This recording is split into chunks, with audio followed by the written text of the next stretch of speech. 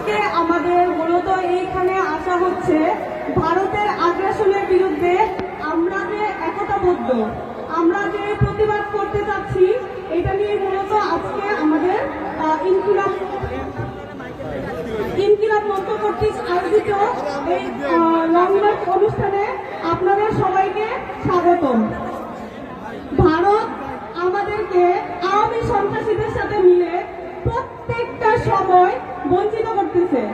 এখন প্রত্যেক দিন সীমান্তে এরা চাচ্ছে যে আমাদের বাংলাদেশিদেরকে একজন একজন করে ওরা মারতেছে, যেমন ফেলানি থেকে শুরু করে এ পর্যন্ত। এখন যে গত পরশু দিনও আমাদের একজন আপু মারা গেছে, যে কিনা একজন সনাতন ধর্মাবলম্বী 14 বছরের একজন কিশোরী।